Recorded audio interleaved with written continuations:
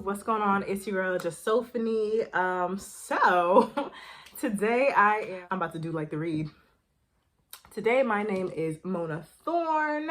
Nice to meet you. If you have never been to my page, you've never seen my visage, please do me a favor. Go ahead and like, comment, subscribe, share.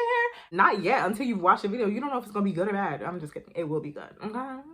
And make sure that you subscribe because we have what? We have fun on this side, baby, okay? We have a lot of fun, okay? Today, my name is Mona Thorne. Address me as such, please, and thank you very much. I have on my little, like, 90s, early 2000s garb, or, ooh, yeah, my shoulder pads. They're not shoulder padding how they need to. I don't know how this ship is done. I was a baby in the 90s. I was in my diapers in 94, you know, and didn't get out of them until, like, 95, 96, I don't know. Anyways, I got getting into this wig because I struggled to get it to kind of just look good, but I was trying to give the Mona look, so she got her little curly, beautiful hair. Thrifted, by the way, before you ask this. I don't know where these came from. But anyways, as always, I have my handy dandy notebook because we love to take notes because I'm a what? A writer, baby. That's right. That's right. All right, so today we are actually going to be doing a half and half review. I searched high and low on YouTube, and I swear I have not been able to find one. So I'm like, what's the dealio? Like, y'all don't mess with half and half? Like, I'm not liking that. So I say, you know what? Bump it. If I got to be one of the only ones, let me be the only one then. It is what it is. I'm repping for Mona Thorne, Dee Thorne, Big Dee Thorne, Daddy Thorne, whatever his name is, Spencer, all of them. Oh my gosh, I forget his name, my fave. Shoot. The Asian dude, I love him. Anyways, I really can't think of his name at the moment for whatever reason, but did I write his name down? I don't think I did. All right, anyways, so I will just start off by reading a little something. I thought it was a great concept for a show, for sure. I did enjoy it for the most part, but sometimes it felt a little bit stale, and I think I felt that way as a kid. That's why it grew, like, you know, when it came on Netflix, I was like, do I really want to watch half and half? But when I started, I was like, wait, this show is actually kind of good. Hold up. And I really did enjoy the elements, the dichotomy between, well, I don't know if that's the right word to use, but just kind of the difference and the parallels between little Dee and Mona, and them being half sisters, and like the parallels of their life. Because when you first get into the show, you see that I think Dee was downstairs. And then she ended up moving upstairs. She didn't like the upstairs how it looked. And then Mona was like, okay, I don't care. Like, I forget what it was. Oh, Mona wanted the bigger space. She wanted the bigger space, but Dee ended up like decking it out, and it would look like a fancy mansion type of deal. And I'm just like a penthouse. And Mona just like, really? Like this always happens to me. Like we're always at odds in some way where it's like you get the better deal, essentially. You get the better boyfriend, clothes, you know, bougie, all this stuff, and like got to spend more time basically growing up with her dad and stuff. And every year Mona's birthday was ruined. So Mona was just kind of like at times a woe is me character in a sense. Mona was traumatized, and sis needed therapy from the very, very beginning of that show. She needed therapy from the jump, okay? And it was just kind of, cause she went through a lot when it came to like her feelings towards how her father was versus how he was towards Dee. And I don't think her dad loved her any less. I just think that the divorce with Mona's mother just kind of caused there to be kind of this rift. And you know, they were constantly at odds, her mother and her father. So I don't know. I think that kind of is what led to that trauma for Mona, and she showed it in her relationship. She'd be with somebody, then she would self-sabotage. She'd find a way for it not to work out, and I just felt like sis really needed her some therapy. Okay, little Dee, spoiled. She needed to get a reality check. Like, and granted, I feel like throughout the show, like you did see her growth of learning how life works. And Mona, I feel like she had to grow up faster than Dee did because she was the oldest, and also just, you know, seeing her parents divorce and all these different things. So in a sense, she was one of those characters that had no choice but to grow up, if that makes sense. Big Dee was a functioning alcoholic. I'm gonna just leave it where it's at. That's it. Phyllis, too intrusive and also traumatized. Phyllis was a damn therapist and needed therapy more than everybody on that damn show. Like, literally, I've noticed it because I've dealt with this in my own family, where it's like somebody has experienced something with a certain person. It's like, you keep repeating and repeating and repeating and repeating your trauma. And it's like, I'm a child. Why are you telling me your trauma? And that was the same thing with Mona. So I relate where it's like, you're literally like, I've heard this story since I was literally 8 years old, and I'm now 28. Like, can we please wrap it up? Can we please go on therapyforblackgirls.com and get us a therapist? Because mama, you need it. Okay? No shade to anybody. All right, moving on. Dee Dee's dad, Mona and Dee Dee's dad, he was kind of a deadbeat in a weird way, not very present in a sense on the show, but for Mona as well, where it's like, I guess they didn't have that same relationship. Like, him and Dee Dee were super close, but Mona was just kind of like, where's my love? Like, why do I not get to, like, what's up? Like, dap me up, you know, like, well, gas me up, dap me up. What's up with me? So that, I feel like, affected her relationships with men, which I'm not even gonna do the whole daddy or mommy issues type of situation. It just, that type of situation just caused her to be a type of person who isn't as confident when they need to be, because somebody might really be feeling her and she's just kind of like missing hints or just kind of all over the place. Okay, so Spencer, I actually want to talk about this because I spoke about it in the Parker's review, but I've noticed that when it comes to speaking about like body issues and body shaming, it tends to be more relegated towards women, right? We have the body positive movement, body image, all that stuff. And generally people will focus more on women, you know, that is how it works. And unfortunately, a lot of times too, with these companies that are trying to get people to lose weight, they target it towards women. You know, these magazines and stuff that we grew up with, right? Okay, so the reason why I bring that up is because I noticed in the show, Spencer briefly spoke about, I think he also was a former fat kid, like Professor Ogilvy was on the Parkers. And I feel like that body image issue, I wish they would have dived into it just a little bit more. I can't remember the specific episode, but there's a reason why I wrote that down, because he did have body image issues. Like, I remember him like feeling like he wasn't, like, you know, like a hot guy or whatever, confident or comfortable enough within his body. And it made me think like, oh man, how awesome would it have been for us to grow up with shows that, you know, would talk about body positivity for both men and for women, because men experience body image issues as well. I just think that they're not as targeted when it comes to like magazines and things of that nature. Like, it's there, but I don't know how to explain it. Like, you can kind of have a dad bod and people will just be kind of chilling, like, okay, whatever. But then if a woman has a child and her body's quote unquote no longer the same, people are like, oh, she let herself go. She just freaking pushed out a 9-pound human being. Of course, her body is not going to be the same. Like, and if it is, kudos to her. Some people bounce back to what they were before, or they don't, or, you know, maybe they like the weight, whatever the case might be. Things change after you have a child. But when it comes to men, they can kind of have a dad bod and it's okay. So I say all that to say there's so many nuances that go into it, but I still do wish like younger boys of our the males of our generation could have had maybe an example on these shows that did talk about body issues and body image issues. And again, matter of fact, let me manifest it. When I write for TV, I would definitely put those types of themes in the show where I discuss issues that affect men and women overall, because I have nieces and nephews, and I want them to grow up in a world where they feel beautiful no matter what they look like, what size they are, all that great stuff. So moving on. Now, Adam, that was his name. I love me some Adam, honey. Yes, baby. I loved Adam. He was an asshole and I loved every minute of it.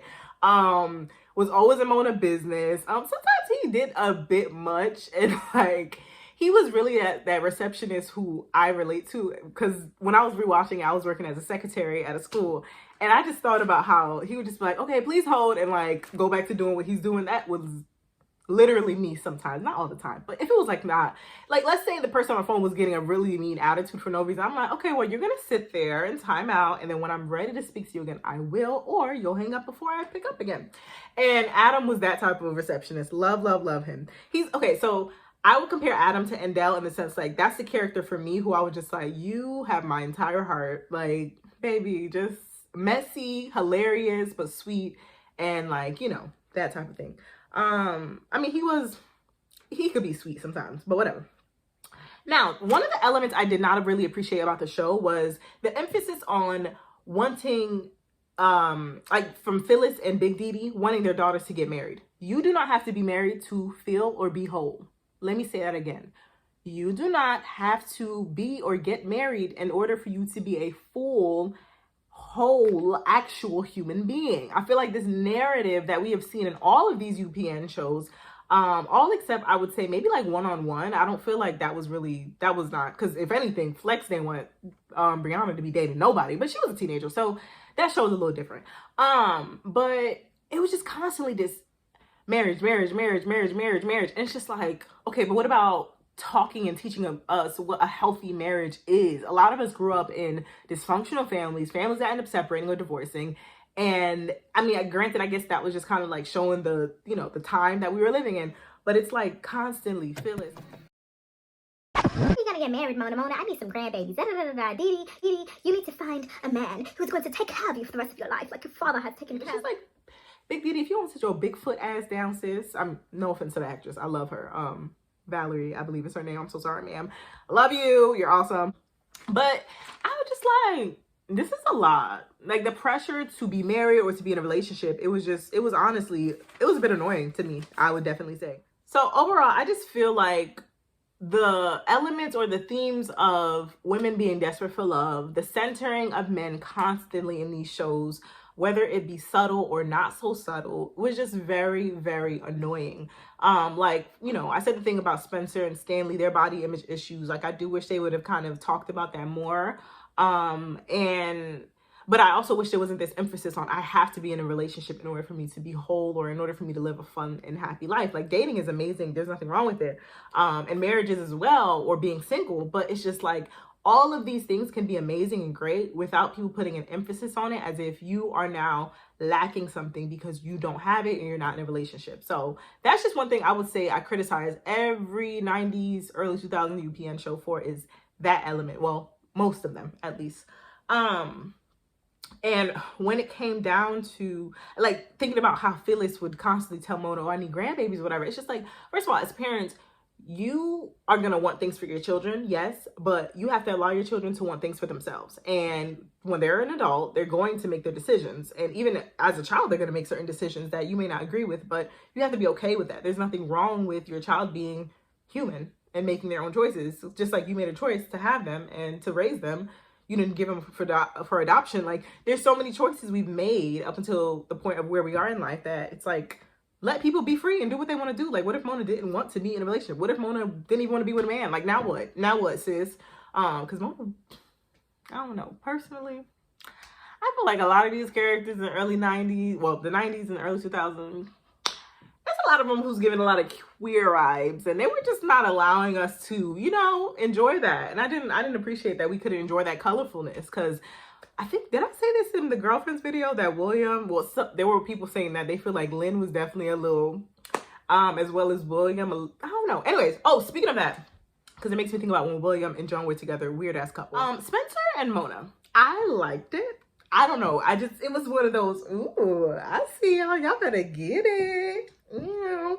But I kind of was here for the Spencer and Mona, especially like with her having her little wet dreams, and I think he had a dream about her, so I was like, okay, y'all better get that shit. I ain't mad at it, honey. But anyways, I say all that to say, I just wish a lot of these shows would have just kind of expounded on more topics and be, you know, more intricate about it. But I feel like as we're progressing, obviously, there are shows that will do those things, including my own and my friends, when we finally, you know, are able to write for TV.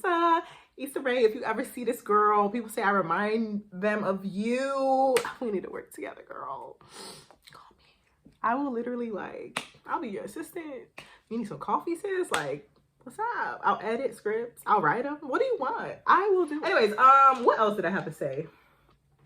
Okay, I kind of already touched on it about Mona's trauma, feeling unloved or unwanted by her father, and then him not showering her with as much love, like Dee Dee. So she kind of had this aversion towards when men did kind of like show her love and stuff. Like, I don't know, I just felt like she self-sabotaged. So towards the end of the season, the end of the series, we have no clue who she ends up with. Mona ends up having her own, I was about to say podcast. She ends up having her blog, which I thought was super, super amazing. Kind of brought me back to Moesha with her journaling. So throughout these shows, you kind of see the different elements of where these characters are able to express themselves creatively or however else. You know, Moesha was doing her journaling, her writing. She was a journalist at school. Kim, through her fashion, you know, her fashion design, that was her creative outlet, her creative expression. That's where her intelligence really ran free. And then with Mona, she started doing her blog, and I really liked it because it was starting to kind of show how, you know, nowadays where I'm doing a YouTube video or a TikTok and expressing myself through blog or vlog format or podcasting, and things of that nature, where as in the, you know, back in the day, it wasn't that easy for you to have access to just kind of create your own platform. So I thought it was cool to see Mona creating her blog and finally being able to kind of process certain things and just figure out what is she doing with her life? How does she really feel? What's going on inside? So I really like that. But yeah, so that's pretty much it. My review, I would say, oh, I just remembered I did not give the Parkers a rating earlier, but definitely like an 8 or 9 out of 10 for sure. For half and half, I'm gonna go with a strong 6 or a 7 out of 10. And again, it's because sometimes things felt just a little bit stale. I don't know how to explain that, but that's the only reason I would go ahead and say it's probably like a strong 6 or like a 7, an early 7 out of. So that is what I think about half and half. I watched it as an adult. I enjoyed it. I did. I will probably rewatch all these shows to be honest. And yeah, so that is pretty much how I feel. Yeah. All right, y'all. So if you enjoyed this video, please make sure that you like, comment, subscribe, and share. I will continue to make videos of this nature if you guys are enjoying it. I'm really trying to find my footing on YouTube, and that's why I just kind of will do these kind of, I guess, quote unquote, random videos in a sense where, you know, I might do inspiration, which I haven't done inspiration in a long time. I'll do reviews and things like that. So I'm really trying to figure out what would work best for me to really grow as a YouTuber. So please, y'all, give me suggestions. Like, I don't want to just be up here just talking for no reason. Like, do you want me to do current events, talk about what's going on in media and music? I love music, so y'all know I don't mind. Like, I was considering doing like a review of like Drake's new album, Hadley's song, maybe a review of Lil Nas's music, and you know, he just dropped an album last night. I think, matter of fact, I might just do that. I might just put it out there and see what people enjoy. I do want to talk more about, like, you know, things going on in my life, and well, kind of things going on in life and mental health, all that great stuff. But I also want to kind of share what I love and enjoy, which is music and media. I love TV and all this stuff. Like, I want to be on it. So please let me know, what do you guys want to see from me? Make sure that you like, comment, subscribe, share, comment below. Deuces. I love y'all.